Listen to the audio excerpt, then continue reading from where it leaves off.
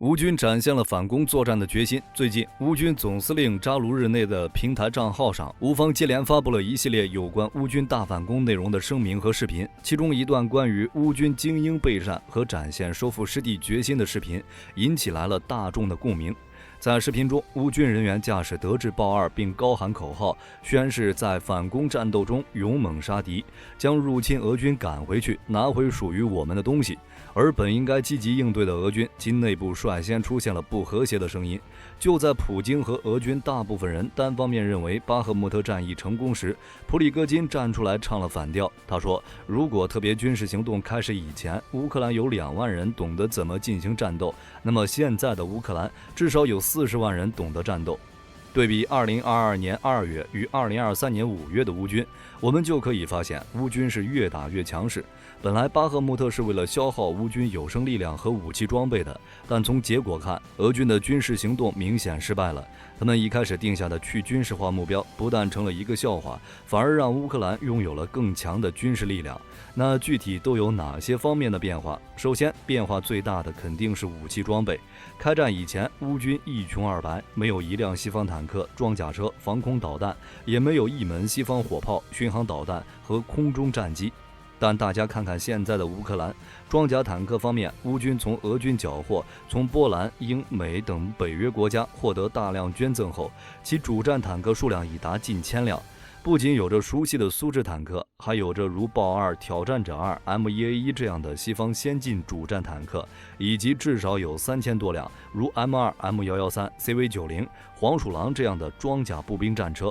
防空导弹也是存了上千枚，各种先进型号都有，如爱国者、复仇者、NASA MS、Iris-T、SLM 等等。而在火炮方面，乌军同样在援助后鸟枪换炮，现已有300多门如 M777、PZH2000、M109 等火炮，数十门如 M142、M270 这样的火箭炮，以及具有超远距离攻击的暴风影巡航导弹。而且最近火力军还听说，乌军还要接受大批金牛座巡航导弹，以及即将到来的数十架 F-16战斗机。总之就是在开战前，乌军要啥没啥，现在什么都有，丝毫不输俄军装备，并且伴随今后西方武器的不断增加，乌军武器的种类和数量只会越来越多，乌克兰正逐渐变成一个军事强国。那大家知道，在诸多援乌武器中，是哪3种武器起到了关键作用，改变了战争进程吗？第一种，反坦克导弹。在战争初期，外界普遍认为俄军的装甲纵队会在几天内攻入乌克兰首都基辅，乌军急需一些能够阻挡这种攻击的武器。于是 FGM-148 标枪反坦克导弹就成了乌军当时击退俄军坦克的有效武器。标枪长 1.2 米，可由1名士兵肩扛发射，十分容易使用。这种由美国承包商洛马公司和雷神公司共同开发的武器，有足够的火力从2.5公里外刺穿坦克装甲。标枪是一种自主引导的武器，一旦发射后，操作员就可以自己寻找地方进行掩护，而导弹自己可以寻找目标。而且由于是攻顶打击，被攻击者很难第一时间判别导弹是从哪里发射的。这在早期的俄乌战场上对乌军特别重要，因为俄军在试图进入城市地区时倾向于保持纵队，因此乌军标枪手可以从建筑物或树后开火，在俄军还击之前迅速撤离到安全地带。那标枪打击有多准呢？从战场早期俄军坦克炮塔被炸毁的图片可以看出，其大多数都是标枪导弹造成的破坏。而且美国也曾声称，在乌军使用的首批112枚标枪导弹中，有100枚或直接或间接地命中了目标。其总统拜登还在战争的2个半月后，访问了制造标枪的一家位于阿拉巴马州的工厂，赞扬工人们对保卫乌克兰所做出的贡献，称这些武器为俄乌战争带来了巨大变化。因此，标枪导弹在乌克兰有着圣标枪、乌克兰的保护者的称号，是能够抵挡俄军坦克压倒性攻击的最引人注目的武器之一。第二种，海马斯系统。如果说标枪是俄乌战争早期的标志性武器，那海马斯火箭炮就是2、3阶段的标志性武器。海马斯火箭炮在去年6月份援乌，在9月份的大反攻中帮助乌军取得了重大战果，重新夺回了乌克兰东北部一具有战略意义的城市的大部分地区，切断了东部城市伊久姆附近俄军的主要补给线。海马斯为什么这么厉害？ M142海马斯研制的初衷是为了解决 M270火箭炮过于笨重、战略机动性不足的问题，因此海马斯最大的优点就是异常轻便、机动敏捷。它在 M270的基础上，将履带式底盘改装为6×6通用轮式底盘，将模块化发射单元由2个减少为1个。经过瘦身减重后，战斗权重由 M270的25吨降低为16吨，可由中型运输机空运，从而实现了快速部署的要求。此外，海马斯的公路机动性能也十分优秀，其最高时速可达85千米每小时，最大行程480千米，打完就跑的特性让敌方很难发现踪影。而且海马斯与 M270的弹药是完全通用的，这就意味着海马斯不仅可以发射各型227毫米火箭弹，还能发射射程超过300公里的陆军战术导弹系统，以及射程500公里的陆军精确打击导弹。因此，海马斯对乌军而言，绝非一种单纯的火箭炮，而是一辆战术弹道导弹发射车。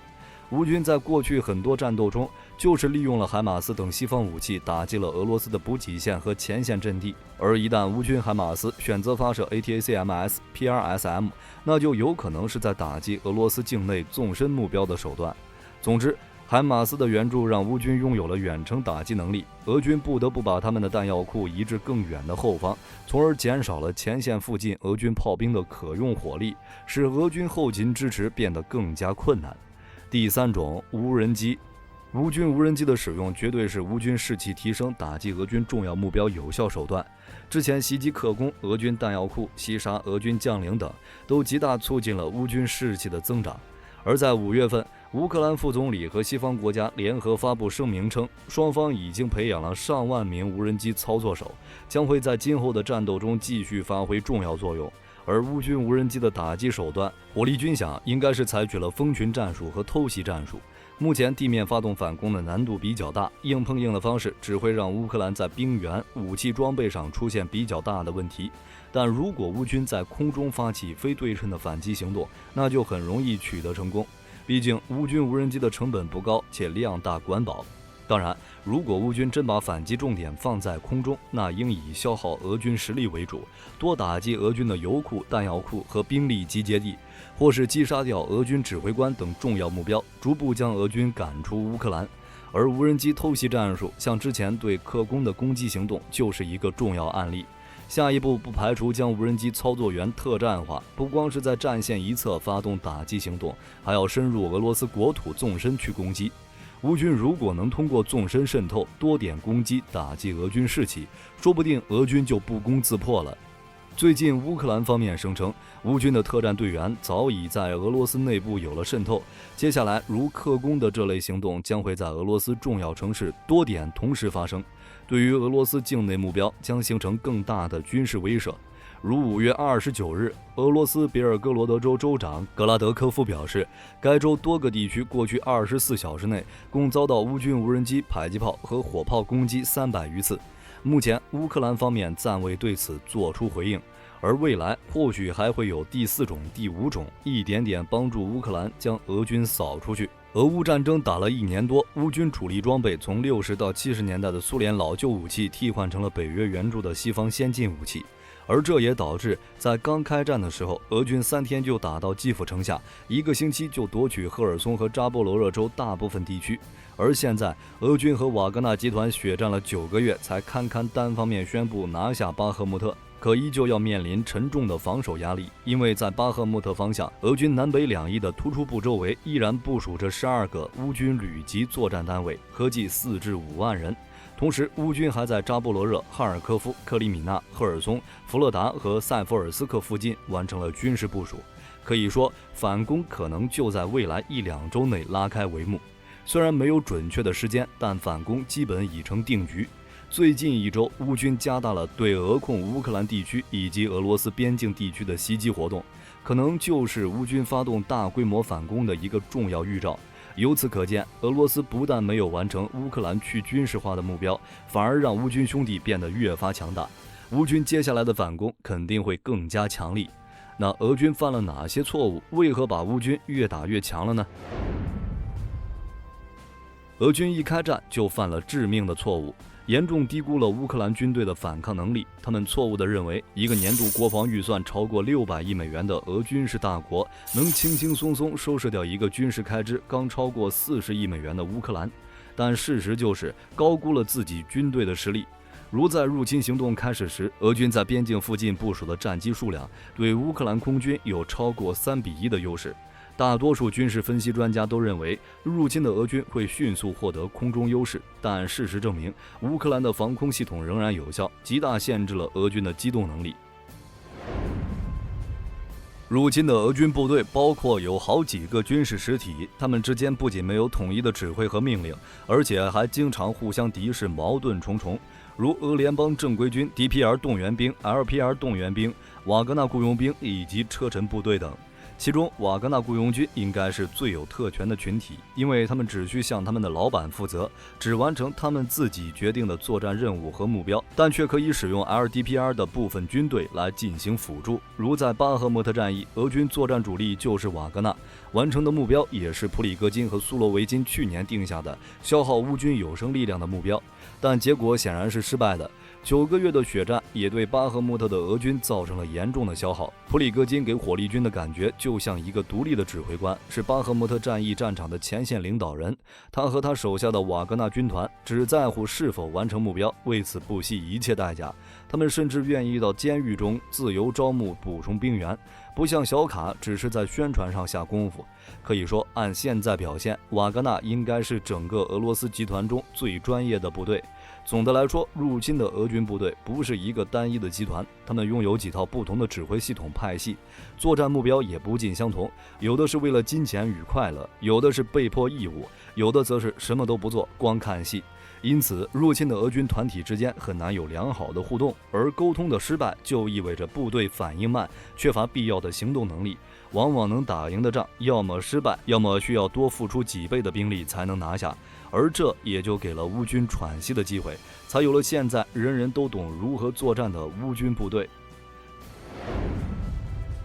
错误的预估也让俄军从一开始就没有重视部队的后勤问题。俄军后勤问题，火力军已经说过多次。俄军很多装甲车辆都是因为燃料耗尽，士兵缺乏食物和弹药，不得不将之遗弃，最终被乌军部队缴获。而这也导致俄军士兵士气从最初的高点一路下滑，是越打越弱。相比之下，乌军在有了西方源源不断供应的武器后，士气一路高涨，即便有所挫折，也是呈一种上升趋势。如最近同意的 F-16援助计划，就如向乌军注射一支强心剂，有了必胜信念的乌军自然就越打越强。而现在要不是因为俄罗斯是核武大国，估计早都被乌克兰和北约打败了。况且来自俄军内部的动乱还远远没有结束。来自普里戈金的警告，普里戈金作为俄军内部高层，他清楚知道俄军现在的弊端。他称，俄军现在前线流血阵亡的士兵大都来自穷苦人家，而富家子弟都在后方舒适地享受生活。